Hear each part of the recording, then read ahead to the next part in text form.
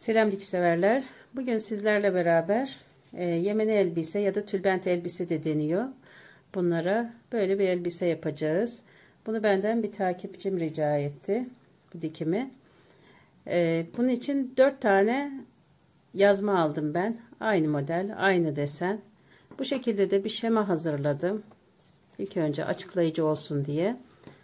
Bunlar 4 adet yazma. Bu kırmızıyla belirttiğim yerler, bunlar dikilecek. Bu orta merkezdeki bölüm, bu merkezden bir 15 santim aşağı kadar işaretledim. 15 santimden aşağısı dikilecek. 4 taraftan da 15 santimden aşağıları yazmaların dikilecek.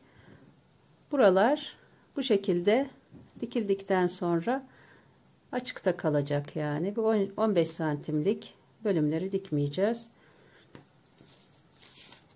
Aynen şemada da gösterdiğim gibi.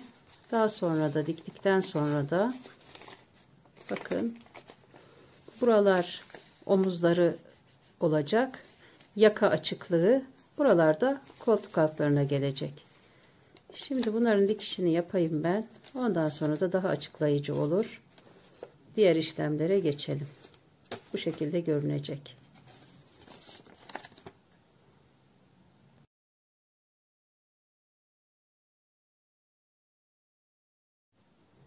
Yazmaların 4 ucunu da birbirine denk getirip buralara da omuz askısı olacak.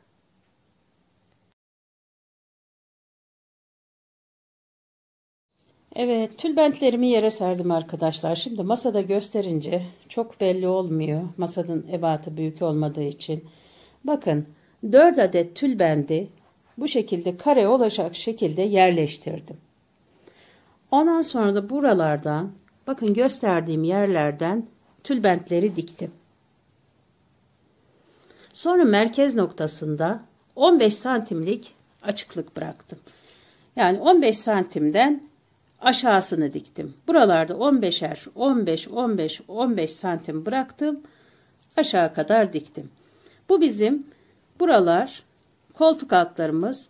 Buralarda ön ve arka yaka açıklığımızı olacak. Böyle bu şekilde diktim arkadaşlar. Şimdi mantığı bu bunun. Koltuk altı, buralarda yaka açıklığı. Buralar ön ve arka omuzlar. Yazmaların 4 ucunu da birbirine denk getirip buralara da omuz askısı olacak.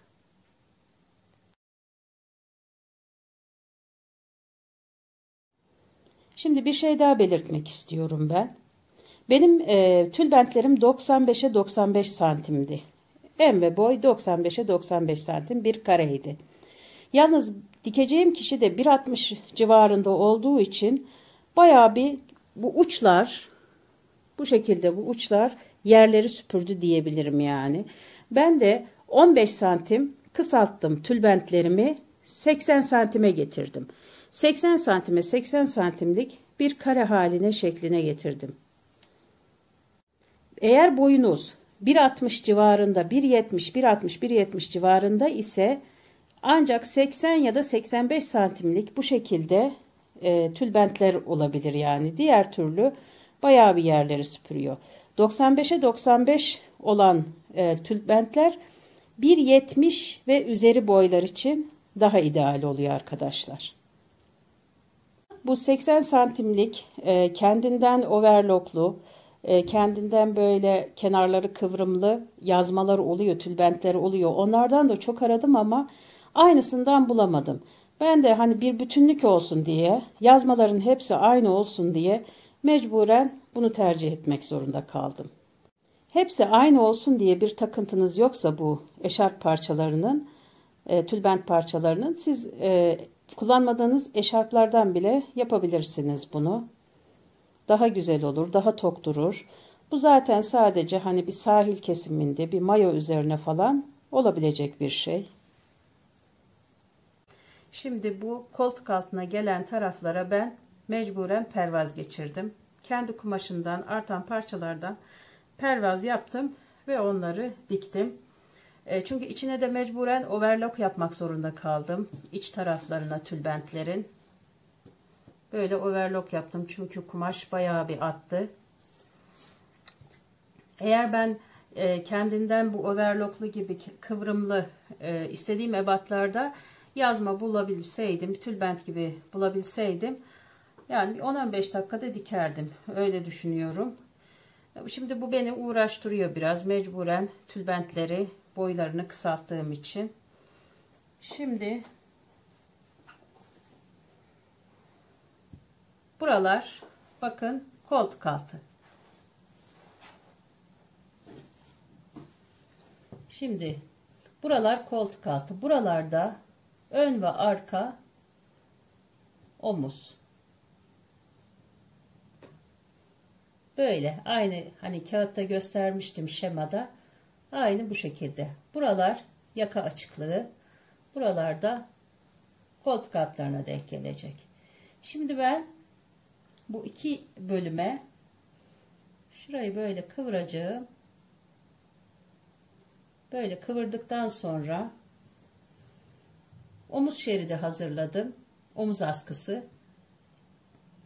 Omuz askılarını buraya dikeceğim.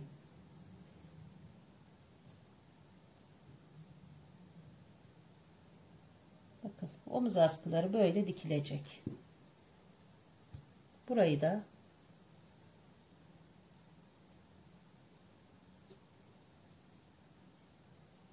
ön ve arka omuza bu şekilde tutturacağım. Askılarını diktim arkadaşlar. Bakın bu şekilde diktim. Şimdi bir askılı elbiseye benzedi.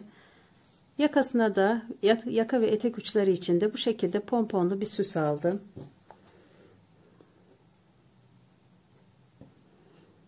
Böyle koyacağım süsü bu şekilde omuzları da dahil edeceğim. Böyle omuzlardan da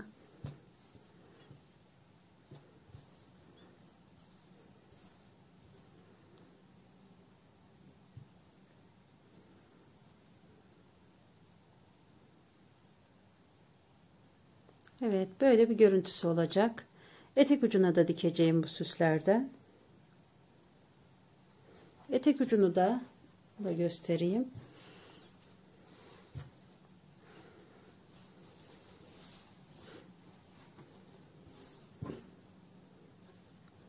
Böyle ütüyle kıvırdım arkadaşlar. Ütüyle kıvırdım. Böyle birer santimden kıvıracağım içine. Daha sonra da uçlarına, etek uçlarına dışından böyle bu şekilde pompon dikeceğim. Dört tarafına da. Ondan sonra da elbisemiz bitmiş olacak. Çok basit, kolay, 10-15 dakikada dikilebilecek tülbent elbisem de bitti arkadaşlar. Tabii ki benim biraz uzun sürdü. Videonun içinde söylediğim gibi yazmaları biraz kısalttığım için. Bu şekilde pomponlu süslerini de diktim. Güzel oldu. Hatta kol altına da diktim.